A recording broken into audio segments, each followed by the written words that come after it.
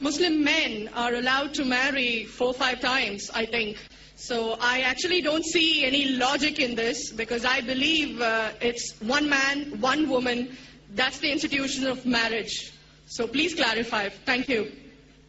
As far as polygyny is concerned, a man having more than one wife, Islam is the only religion, and Quran is the only religious scripture on the face of the earth which says marry only one.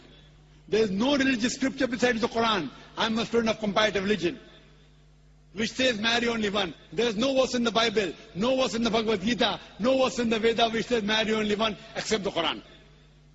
If you read the Hindu scriptures in Ramayana, the father of Sri Ram, how many wives did he have? How many wives? More than one? More than one. 3 wives. Fine.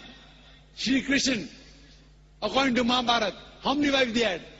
Unlimited. Not unlimited. You don't know your scripture well. No.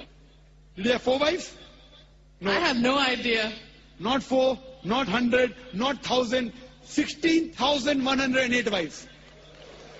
How many wives he had? 16,108. So why can't we Muslims have 4? What's the problem?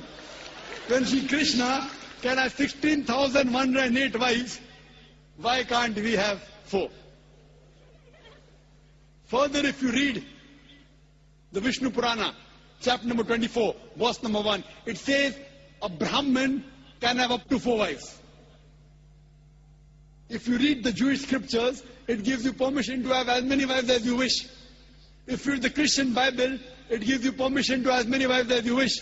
If you read the Bible, Abraham had 3 wives. Solomon, how many wives he had? He had 700 wives. It is later on, the church has put a ban that Christians should marry only one, not the Bible. It is the Jewish community married more than one wife. It was in 1950 that chief rabbi passed a synod that Jews should marry only one. So it is the rabbi, not the Jewish scriptures. And according to Hindu scriptures, you can marry as many as you wish. It is the Indian government in 1954 passed a law called the Hindu Special Marriage Act. Hindu Special Marriage Act, which says Hindus should marry only one. It is not the religious scripture. It is not Bhagavad Gita. It is not Ramayana. It is not Mahabharata. It is not Veda. It is the Indian Penal Code. Now, let's analyze what does the Quran say. Quran says in Surah Nisa, chapter 4, verse number 3, marry women of your choice in 2s, 3s or 4s. But if you can't do justice, marry only one. This statement, marry only one, is only given in the Quran and no other religious scripture. It says, marry women of your choice in 2s, 3s or 4s. But if you can't do justice, marry only one. So if you want to marry more than one woman, one of the criteria of the Quran is you should do justice. If you can't do justice, you should marry only one. Now, what are the reasons, logical reasons a person can think that why has Islam permitted certain men to have more than one wife? Many non-Muslims think it is fard, it is compulsory for a Muslim man to have more than one woman, to have more than one wife. It's not compulsory, it's optional. It's not fard, it's not compulsory. Have you heard of Dharminder? Yeah. How many wives he has? 2. Muslim or non-Muslim? Non-Muslim. Non-Muslim. Your previous chief minister, what's the name? Jayalalitha. Yes. Hindu or Muslim? Hindu or Muslim? Hindu. Hindu, fine. Now these are famous personalities. Fine. How many famous personalities you know in India who have got more than one wife? Now let us understand what are the logical reasons. Come back to logic now. Now, by nature, if you ask any medical doctor, he will tell you, male and female are born in equal proportion. Girls and boys are born in equal proportion. But any medical doctor, any pediatrician, any children doctor will tell you that the female sex, the female child is stronger than the male child. That's the reason there are more deaths in the male children as compared to female children. So in children's age itself, the female children are much more than the male children. As life goes on, there are people dying due to accidents, due to alcoholism, due to war. There are more males dying as compared to females. Today, if you analyze in the world, there are more females in the world as compared to males. There are few third world countries like India where the male population is more than the female population. And do you know why?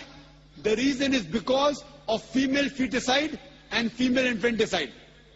According to an article, a program which came on BBC by the name Let Her Die, the program was assignment. There was a British reporter by the name of Emily Buchanan. She comes to India and she says that every year in India, more than 1 million fetuses are being aborted after they identified that they are females. She says more than 3,000 every day. You multiply, more than 1 million every year. According to the Tamil Nadu government hospital report, she gives the statistics, out of 10 female born alive, do you know how many are put to death? 4. Sister, did you know that? Tamil Nadu, your state, your beloved state, according to the government statistics, out of 10 females born alive in the government hospital, 4 are put to death. There are billboards put in Rajasthan and here, which says that spend 500 rupees and save 500,000 rupees. You know what does it indicate? Spend 500 rupees, do ultrasonography, do amniocentesis, identify the child you're carrying is a female, abort her, and save 5 lakh rupees, 500,000 rupees. Maybe a couple of 100,000 upbringing her, and the remaining 100,000 in dowry.